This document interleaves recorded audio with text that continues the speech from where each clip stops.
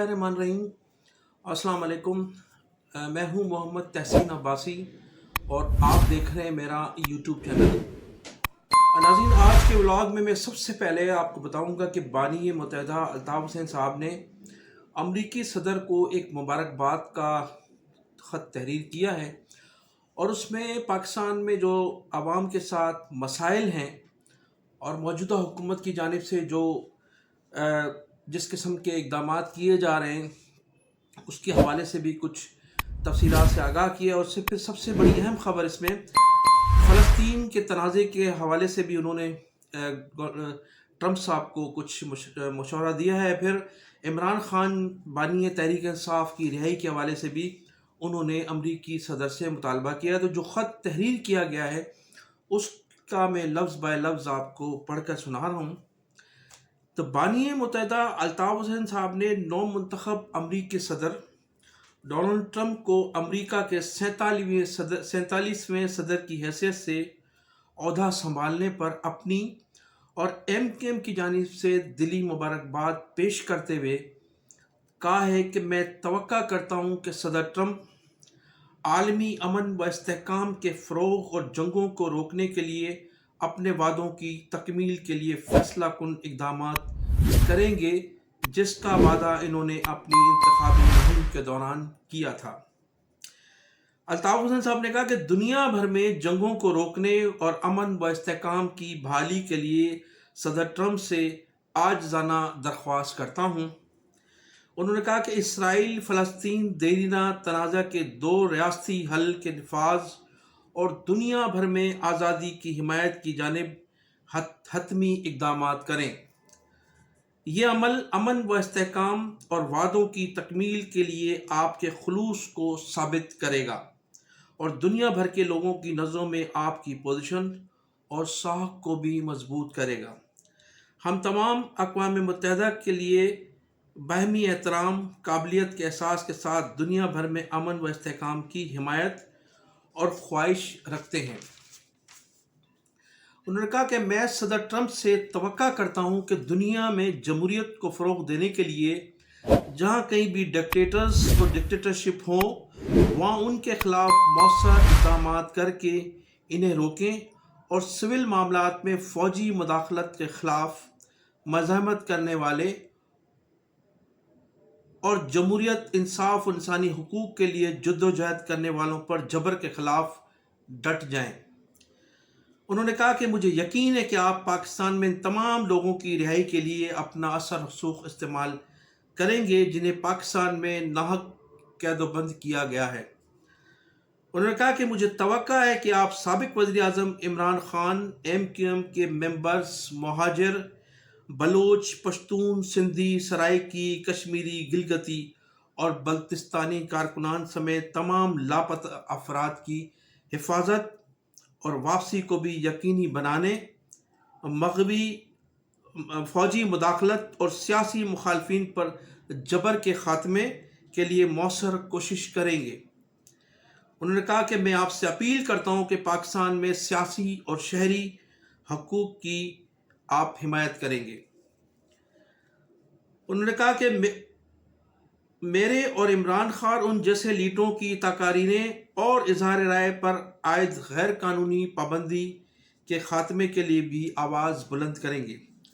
अल्ताफ़ हुसैन ने कहा कि मुझे उम्मीद है कि आप आलमी सतह पर इंसाफ, कानून की हुक्मरानी और जमहूरियत को फ़रोग़ व तरक्की देकर तरक्की पजीर और समाजी और पसमानदा ममालिक के मुआशी और समाजी मामलात की बेहतरी के लिए कोशिशें करेंगे ताकि दुनिया में मसावात को फ़रोग़ हासिल हो सके। मैं न सिर्फ रियासत हाय मुत्तहिदा अमरीका बल्कि पूरी दुनिया में अमन व इस्तेहकाम के लिए खुदा से दुआ करता हूँ। ये बानी मुत्तहिदा अल्ताफ़ हुसैन साहब ने अपना ख़त तहरीर किया है अमरीकी सदर को, जिन्होंने 20 जनवरी को ओहदे का हल्फ़ लिया था। आज बानी मुत्तहिदा अल्ताफ़ हुसैन साहब ने एक मरतबा फिर आर्मी चीफ़ और उनसे जो इस वक्त करता धरता है हुकूमत में, उनसे अपील की है कि वो پاکستان پیپلز پارٹی اور مسلم لیگ نون سمیت پی ڈی ایم کی جماعتیں جو اس وقت پاکستان کی عوام کے لیے اور ملک کی سلامتی کے لیے خطرہ بنی ہوئی ہیں، اور ان کے جو اقدامات ہیں وہ عوام دشمن ہیں، ملک دشمن ہیں، لہٰذا ان سے فی الفور جان چھڑائی جائے اور ملک میں حقیقی جمہوریت بحال کی جائے۔ وہ انہوں نے آج اپنے ٹک ٹاک کے ذریعے یہ اپیل کی ہے تمام ان لوگوں سے جن لوگوں نے موجودہ حکومت کو فارم 47 کی سہولت دے کر اقتدار ان کے حوالے کیا ہے۔ معزز خواتین و حضرات، السلام علیکم، آداب۔ آج 7 فروری 2025 کی تاریخ ہے۔ میں آپ سب کے علم میں لے کر ایک بات آنا چاہتا ہوں کہ پاکستان میں عوام کے ساتھ موجودہ حکومت، پیپلز پارٹی اور مسلم لیگ اور پی ڈی ایم کی جماعتیں جو پاکستان کے خلاف اور پاکستان کی عوام کے خلاف سازشیں کر رہے ہیں وہ اب ناقابل برداشت ہو چکی ہیں۔ عوام کو ان کے خلاف اٹھنا ہوگا، اٹھنا ہوگا، اٹھنا ہوگا۔ اجازت چاہتا ہوں۔ ناظرین، اب میں ذکر کروں گا حیدرآباد میں جو گزشتہ 48 گھنٹوں سے وکلاء کا احتجاج جاری ہے، اور میں نے گزشتہ ولاگ میں بھی آپ کو بتایا تھا کہ حیدرآباد میں وکلاء کی جانب سے جو پولیس کے خلاف احتجاجی سلسلہ جاری ہے اس کے ختم ہونے کے امکانات تو کم ہیں، بلکہ یہ احتجاج اب پہلے تو صوبائی سطح پر پھیلنے کے امکانات ہیں اور پھر یہ ملک کی سطح پر احتجاج ہو سکتا ہے۔ تاحال جب میں ویڈیو ریکارڈ کرا رہا ہوں تو یہ جو احتجاج ہے یہ صوبائی سطح پر تو پھیل چکا ہے، اور حیدرآباد کے بعد کراچی، نواب شاہ، سکھر، میرپور خاص، سندھ کے تمام چھوٹے بڑے شہروں میں وکلاء نے آج سخت احتجاج کیا، اور حیدرآباد بائی پاس پر پوری رات وکلاء جو تھے سخت سردی کے باوجود بھی دھرنا دیے بیٹھے تھے معاف کیجیے گا، جس کی وجہ سے کراچی اور ملک کے دوسرے حصوں سے جو ہے رابطہ منقطع ہو گیا، اور ہزاروں کی تعداد میں گاڑیاں اس وقت بائی پاس پر موجود ہیں۔ تو یہ سلسلہ جو ہے وہ جاری ہے، لیکن حکومت محض وزیر داخلہ کے بھانجے کو بچانے کے لیے اور اس کی پوسٹنگ جو اس کو ہٹائے جانے کا مطالبہ تھا وکلاء صاحبان کا ایک ہی مطالبہ تھا کہ فرخ لنجار جس نے وکلاء سے بدتمیزی کی تھی اور انہوں نے زیادتی کی تھی وکلاء کے ساتھ، ان کو حیدرآباد کی پوسٹنگ سے ہٹا دیا جائے۔ ان کا یہ مطالبہ تھا، ان کا یہی مطالبہ تھا، اور ان کے مطالبے میں یہ شامل نہیں تھا کہ اس کی کہیں دوسری پوسٹنگ کی گئی تو ہم احتجاج کریں گے یا خدا نخواستہ اس کو نوکری سے فارغ کر دیا جائے، لیکن ان کا صرف محض ایک چھوٹا سا مطالبہ تھا کہ ضیاء لنجار کے بھانجے کو، فرخ لنجار کو حیدرآباد سے ہٹا دیا جائے، اور اس کا وعدہ ڈی آئی جی طارق دھاریجو نے وکلاء کی ایک کمیٹی تھی اس سے وعدہ بھی کیا تھا، اور بار کونسل میں انہوں نے وعدہ کر کے یہ کہا تھا کہ کل جب میں آؤں گا تو اس کی ٹرانسفر کا لیٹر آپ کے پاس 11 بجے تک پہنچ جائے گا، لیکن ایسا نہیں ہوا۔ پھر پولیس افسران کو کچھ لوگوں کو جمع کر کے پھر احتجاج کروایا گیا، اور متعدد پولیس افسران نے لمبی چھٹیوں پر جانے کا فیصلہ کیا۔ یہ بھی میڈیا پر یہ خبریں بھی اچھالی گئی ہیں، لیکن تاحال ابھی تک کوئی افسر احتجاجی طور پر گیا نہیں ہے۔ محض اپلیکیشنز تو ضرور دکھائی گئی تیار، لیکن حکومت جو ہے وہ ٹس سے مس نہیں ہو رہی ہے۔ اس وقت وزیر اعلیٰ سندھ بھی موجود نہیں ہے، اور پاکستان پیپلز پارٹی کی قیادت میں فریال تالپور اس وقت موجود ہیں جو فیصلے کرتی چلی آئی ہیں سندھ میں، اور سندھ میں سیاسی فیصلے اور افسران کی تبدیلی کے بھی فیصلے فریال تالپور کرتی چلی آئی ہیں، لیکن محض بہانہ یہ بنایا جا رہا ہے کہ وزیر اعلیٰ جو ہیں اس وقت پاکستان میں موجود نہیں ہے، جس کی وجہ سے یہ فیصلہ ڈیلے ہو رہا ہے۔ لیکن یہ تمام جو شرائط ہیں یہ اتنی بڑی شرائط نہیں ہے وکلاء کی۔ ایک ایس ایس پی کو ہٹانا ہے ضلع سے جس نے وکلاء کے ساتھ بدتمیزی کی تھی، اس کو محض ضد کی وجہ سے نہیں ہٹایا جا رہا ہے، اس لیے کہ وہ ضیاء لنجار وزیر داخلہ کا بھانجا ہے فروخ لنجار، اور وہ اس وقت حکومت کی ناک بنا ہوا ہے، اور اس وقت جو ہے وہ فریال تالپور بھی اس فروخ لنجار کو ہٹائے جانے میں اپنی شکست محسوس کر رہی ہیں۔ اس کے علاوہ ضیاء لنجار بھی اپنی شکست محسوس کر رہے ہیں۔ تو محض ایک انا کا مسئلہ اس وقت بنا ہوا ہے حکومت سندھ کے لیے، ورنہ اگر فروخ لنجار کو حیدرآباد سے ہٹا دیا جائے تو اس کو ہٹانے میں کوئی حرج نہیں ہے، ٹرانسفر پوسٹنگیں ہوتی رہتی ہیں افسران کی۔ ضیاء لنجار کو حیدرآباد سے ہٹا کر کہیں اور کسی اور جگہ پر ایس پی لگایا جا سکتا تھا، اور اس ماحول کو جو ماحول اس وقت پورے سندھ میں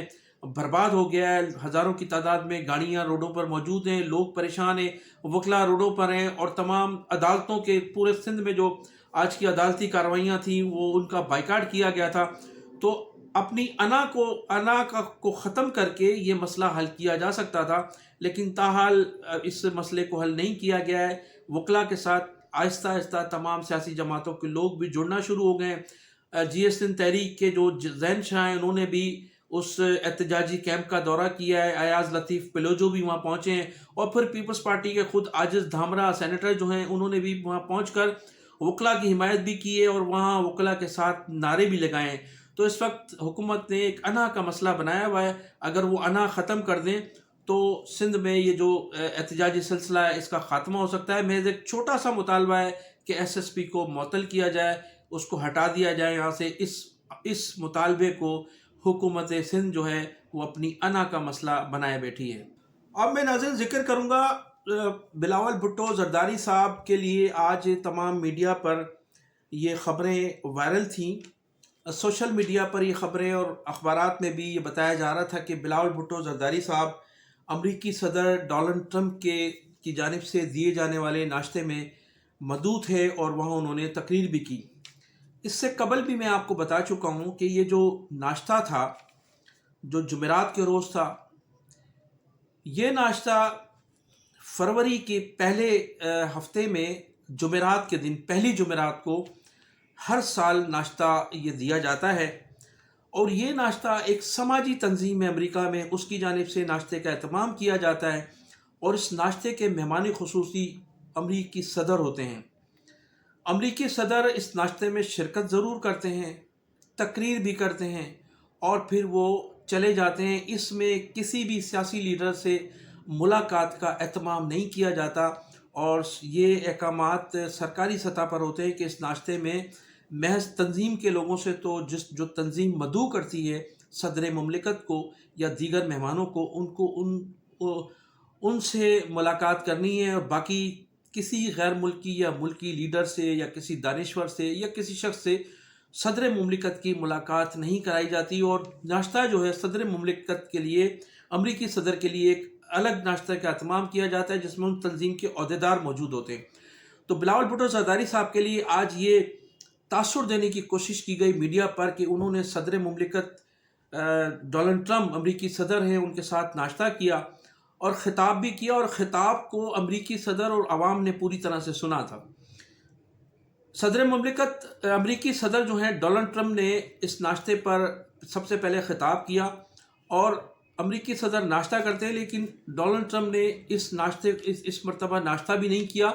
محض خطاب کر کے وہ چلے گئے۔ اور کافی مقررین کے بعد بلاول بھٹو زرداری صاحب کو بلایا گیا، انہوں نے بھی 3 سے 4 منٹ کی تقریر کی۔ بلاول بھٹو زرداری صاحب جب تقریر کر رہے تھے نہ تو ٹرمپ موجود تھے، نہ ٹرمپ کی انتظامیہ کے لوگ موجود تھے، نہ ہی امریکن CIA کے لوگ وہاں موجود تھے، اور پینٹاگون کے کا بھی کوئی ذمہ دار اس وقت اس ناشتے پر موجود نہیں تھا۔ سب سے بڑا جو ذمہ دار وہاں موجود تھا وہ ہنگری کے وزیر اعظم کے ایک مشیر تھے، جو وہاں سب سے بڑے VIP تھے۔ اس وقت جب بلاول بھٹو زرداری نے 3 منٹ کا خطاب کیا تو امریکی میں نے بتایا نا کہ کوئی ذمہ دار موجود نہیں تھا، بلکہ ہنگری کے وزیر اعظم کے ایک مشیر اس محفل میں VIP موجود تھے۔ دوسرے جو لوگ تھے وہ تمام مقامی لوگ تھے یا کچھ پاکستانی تھے جن سے انہوں نے خطاب کیا، اور خطاب میں انہوں نے بڑی افسوس کے ساتھ یہ کہنا پڑتا ہے کہ انہوں نے ذوالفقار علی بھٹو کا بھی شہادت کے حوالے سے بتایا، شاہ نواز بھٹو کی بھی شہادت کے حوالے سے بتایا، اور پھر انہوں نے مرتضیٰ بھٹو کی بھی شہادت کے حوالے سے بتایا۔ مرتضیٰ بھٹو کی شہادت کے حوالے سے انہوں نے بتایا जबकि मुर्तज़ा भुट्टो की शहादत उस वक्त हुई थी जब उनकी वालदा माजिदा मोहतरमा बेनज़ीर भुट्टो अस खुद वज़ीर आज़म थी और सिंध में पाकिस्तान पीपल्स पार्टी की हुकूमत थी और उस वक्त वज़ीर आला अब्दुल्ला शाह थे, मुराद अली शाह के वालिद मोहतरम मुराद अली शाह को, वो मुराद अली शाह जिसको इस वक्त बिलावल भुट्टो जरदारी ने भरपूर हिमायत के साथ सिंध का वज़ीर आला गुज़श्ता 8 सालों से नामज़द किया हुआ है और उसको उसकी सपोर्ट में पूरी तरह से पूरी क़ुव्वत के साथ उसको वज़ीर आला बनाया हुआ है। तो बिलावल भुट्टो जरदारी साहब ने उस मुर्तज़ा भुट्टो का भी ख़िताब किया कि ज़िक्र किया अपने ख़िताब में कि उनका भी मर्डर किया गया, उनको भी शहीद किया गया था। जबकि उनकी शहादत पर उन जो उंगलियां हैं वो उनके ख़ानदान के लोगों पर ही उठती हैं। इसके अलावा मोहतरमा बेनज़ीर भुट्टो की शहादत का भी जिक्र किया गया और मोहतरमा बेनज़ीर भुट्टो की शहादत के हवाले से मरहूम सदर मुमलिकत साबिक़ सदर मुमलिकत जनरल परवेज़ मुशर्रफ कहते चले आए हैं कि मोहतरमा बेनज़ीर भुट्टो की शहादत में वो लोग शामिल थे जो उनकी शहादत से फैसिलिटेट हुए, यानी जिनको फ़वाइद हासिल हुए। तो मोहतरमा बेनज़ीर भुट्टो की शहादत से जियालों को भी अंदाज़ा है और हमारे तमाम लोग समझते हैं कि उनकी शहादत से किन लोगों को फ़ायदा हुआ था, तो उनकी शहादत का भी उन्होंने ज़िक्र किया। और फिर नाज़रीन मैं आपको ये भी बताता चलूँ, मैंने पहले भी बताया था कि ये जो तंजीम है इस नाश्ते पर के जो तमाम टिकट से वो फ़रोख्त करती है। किसी को टिकट भेजा नहीं जाता, किसी को बुलाया नहीं जाता, चंद मेहमानों के अलावा उनको पासेस जारी किए जाते हैं। बकाया तमाम लोगों को इस नाश्ते के लिए टिकट ख़रीदने पड़ते हैं और ख़रीदने के लिए जो भी पैसा खर्च करेगा उसको टिकट मिल जाएगा। लिहाजा बिलावल भुट्टो जरदारी साहब के वहाँ जो दोस्त थे या जो पार्टी के लोग थे उन्होंने टिकट ये ख़रीदे थे और टिकट ख़रीदने के बाद इस नाश्ते में शिरकत की थी। ये ओपन नाश्ता होता है, जो टिकट ख़रीदेगा, जो जिस कैटेगरी का टिकट ख़रीदेगा उसको ये टिकट मिल जाएगा। ये बिल्कुल सिनेमा हॉल की तरह है कि आप गैलरी का टिकट लें तो महंगा होगा और अगर सेकंड क्लास का टिकट लेंगे तो वो उसी हिसाब से। यहाँ भी यही सिस्टम है, जिस कैटेगरी का आप टिकट चाहेंगे उस कैटेगरी की आपको अदायगी करनी है, पेमेंट करनी है, आपको नाश्ते का टिकट आपको मिल जाएगा। तो बिलावल भुट्टो जरदारी साहब को सदर साहब की जानिब से मदऊ नहीं किया गया था, बल्कि इनके लोगों ने वहाँ टिकट ख़रीदे थे और आवाम को और जियालों को ये तासुर देने के लिए वहाँ शिरकत की गई कि लोगों को बताया जाए कि अमरीकी सदर के नाश्ते में वो मौजूद थे, जबकि उनकी मुलाकात भी नहीं हुई। और जब वो तकरीर कर रहे थे तो अमेरिका का कोई ज़िम्मेदार शख्स भी उस पंडाल में मौजूद नहीं था जिस पंडाल में ये नाश्ता दिया गया था। नाज़रीन आखिर में ज़िक्र करूँगा सदर मुमलिकत इज़्ज़त माब जनाब आसिफ अली जरदारी साहब गुज़श्ता 4 रोज़ से चाइना में हैं, चीन के दौरे पर हैं। उनके साथ वज़ीर दाखिला जनाब मोहसिन नकवी साहब भी थे और वज़ीर ख़ारजा डार साहब भी उनके साथ थे इस दौरे में। उसके अलावा जो दूसरी शख्सियात थी, जो अहम शख्सियात थी सदर मुमलिकत के साथ, उनमें अली हसन बरोई साहब अल मारूफ, जैसा कि उनके लिए कहा गया है कि वो लैंड माफिया के बड़े अहम रुकन थे कराची में और इन दिनों वो MPA भी हैं बलूचिस्तान से और वो सूबाई वज़ीर ज़राअत भी हैं। सदर मुमलिकत के इस दौरे में अली हसन बरोई भी उनके साथ थे, डॉक्टर आसिम हुसैन भी उनके साथ हैं और शर्जील इनाम मेमन भी हैं, नासिर शाह साहब भी हैं। ये तमाम लोग सदर मुमलिकत आसिफ अली जरदारी के साथ इस दौरे में मौजूद हैं। अब 4 जो मैंने नाम बताए हैं, इन चारों पर पाकिस्तान में 3 लोगों पर तो करप्शन के मुकदमात दर्ज हैं और उस मुकदमात में इनको गिरफ़्तार भी किया गया है और जो दो लोग हैं उन पर मुबैना तौर पर इल्ज़ामात हैं करप्शन के। डॉक्टर आसिम हुसैन पर 480 अरब रुपए का जो था वो मुकदमा था, उन्हें नैब ने उठाया था और एक तवील अरसा तक वो मिठा राम में कैद रहे थे, इसलिए कि वो वफाकी वज़ीर पेट्रोलियम की हैसियत से 2008 से 2013 तक जनाब यूसुफ रज़ा गिलानी और फिर परवेज़ अशरफ साहब की जो कैबिनेट थी उसमें मिनिस्टर थे, तो उनकी करप्शन का उनके ख़िलाफ़ मुकदमा दर्ज था और 460 या मुबैना तौर पर 480 अरब रुपए का उन पर मुकदमा था और एक तवील अर्सा तक उन्होंने कैदोबंद की ज़िंदगी गुजारी और वो ज़मानत पर हैं। अभी तक वो रेफरेंस चल रहा है, मुकदमात अभी जारी हैं और मुकदमात का सिलसिला है और लेकिन उन पर ये इल्ज़ामात ज़रूर हैं। फिर शर्जील इनाम मेमन साहब भी 460 अरब रुपए की करप्शन का मुकदमा है और वो मुकदमा भी ज़ेर समाअत है नैब में, चूँकि कानूनी जो تبدیلیاں کی گئی ہیں قانون میں، اس کی وجہ سے ان کی ضمانتیں بھی ہیں اور یہ دن دھناتے پھر رہے ہیں۔ اس کے علاوہ ناصر شاہ صاحب جو تھے صوبائی وزیر ہیں، ان پر بھی 8 ارب روپے کا مبینہ طور پر گندم اسکینڈل بتایا جاتا ہے، اور جب اس گندم کے متعلق صوبائی اسمبلی میں بات کی جاتی تھی تو کہا جاتا تھا کہ وہ چوہے کھا گئے۔ ان پر کوئی مقدمہ تو دائر نہیں ہے، لیکن الزامات ضرور ہیں ان پر کہ یہ اس کرپشن میں وہ ملوث تھے۔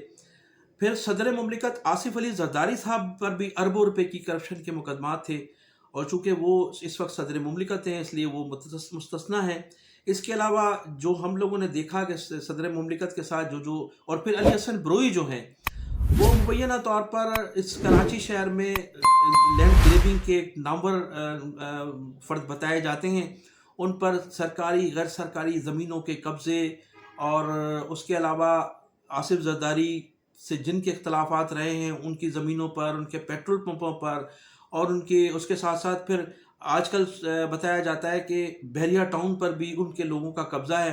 تو علی حسن بروئی جو ہے نامور لینڈ گریبر ہیں، اور ان کے علاوہ انہوں نے جو ہے وہ مختلف یہاں جو ان کا نام ہے پورے کراچی میں لینڈ گریبنگ کے حوالے سے، بھتہ خوری کے حوالے سے، تاجروں سے بھتہ لینے کے حوالے سے، تو یہ تمام وہ لوگ تھے جن لوگوں پر الزامات تھے یا جن لوگوں پر مقدمات درج ہیں، وہ صدر مملکت آصف علی زرداری صاحب کے ساتھ اس دورے میں موجود تھے۔ اب ان لوگوں کی وہاں آصف زرداری صاحب کے ساتھ موجودگی، چائنیز جو صدر ہیں یا چائنا کے جو حکومت چلانے والے ہیں، جو حکومت کے لوگ ہیں، یا وہاں جو تاجر ہیں، ان لوگوں کو یا سرمایہ کار ہیں، ان لوگوں کو کیا میسج پہنچا ہوگا ان لوگوں کے صدر مملکت کے ساتھ ہونے کی وجہ سے۔ اب لوگوں کا کہنا ہے کہ چائنا کے لوگ ان لوگوں کو نہیں پہچانتے ہوں گے، لیکن چائنا کے لوگ اس قدر ہوشیار ہیں کہ جب ایک صوبائی وزیر ٹرانسپورٹ چائنا گئے تھے تو کراچی ماس ٹرانزٹ کے حوالے سے کچھ مذاکرات تھے، تو صوبائی وزیر نے بتایا کہ ابھی مجھے پوری طرح یہ معلومات ہی نہیں تھی، لیکن مجھ سے زیادہ چائنا کے لوگوں کو معلومات تھی کراچی ماس ٹرانزٹ کے حوالے سے، اور مجھ سے آگے بڑھ کر وہ بتا رہے تھے کہ کراچی ماس ٹرانزٹ میں ہمیں کیا کرنا ہوگا اور ہم کتنی سرمایہ کاری کریں گے۔ تو صوبائی وزیر اور صوبائی سیکریٹری جو تھے ٹرانسپورٹ، ان کو علم نہیں تھا، لیکن چائنا کے جو سرمایہ کار تھے، جو حکومت کے کارندے تھے، ان کو سب کچھ پتا تھا۔ وہ اس صوبائی وزیر ٹرانسپورٹ سے پہلے اپنا سروے مکمل کر کے جا چکے تھے۔ تو اب یہ جو صوبائی وزراء تھے، یہ جو سابق وفاقی وزیر تھے، یا یہ جو آصف علی زرداری صاحب کے ساتھ اس ٹور میں لوگ موجود تھے، ان لوگوں کی موجودگی کے حوالے سے بھی چائنا کے حکمرانوں کو ضرور علم ہوگا، اور وہ جانتے ہوں گے کہ ان لوگوں کا پاکستان میں کیا کردار ہے اور کرپشن کے حوالے سے ان کا کون سا گریڈ ہے۔ تو اب ان کو لے جانے کا مقصد کیا تھا، اور ان لوگوں کے لے جانے سے ہمارے لوگوں کو، ہمارے حکمرانوں کا، اور چائنیز عوام پر اور چائنا کے لوگوں کو کون سا میسج گیا ہوگا، اور ان کی جو ذہنوں میں تصور ہوگا پاکستان کے صوبائی وزراء کا، وہ کس قسم کا تصور پیدا ہوگا۔ اور پھر چائنا کی جو حکمران ہیں وہ ہم سے ویسے بھی خاصے ناراض ہیں۔ ایک تو ان کے لوگوں کو ہم سیکورٹی فراہم کرنے میں ابھی تک ناکام رہے ہیں، اس کے علاوہ جو محسن نقوی صاحب نے امریکہ میں چائنا مخالف ایک تنظیم کے پروگرام میں شرکت کی تھی، اس کے حوالے سے بھی خاصی ناراضگی بتائی جاتی ہے، اور کہا یہ جاتا ہے کہ محسن نقوی کو محض اس لیے لے جایا گیا تھا تاکہ وہاں جا کر معذرت کریں اور ان کو بتائیں کہ جس تنظیم کے پروگرام میں گیا تھا، وہ میں نے اٹینڈ کیا تھا، تو اس کے متعلق مجھے معلوم نہیں تھا، اور وہ معذرت کرنے کے لیے اس کو لے جایا گیا تھا۔ تو ناظرین، میں انہی الفاظ کے ساتھ آپ سے اجازت چاہوں گا۔ آپ میرے چینل کو سبسکرائب بھی کیجیے گا، کمنٹ سیکشن میں اپنی قیمتی رائے کا اظہار بھی ضرور کیجیے گا۔ پاکستان زندہ باد، پاکستان پائندہ باد۔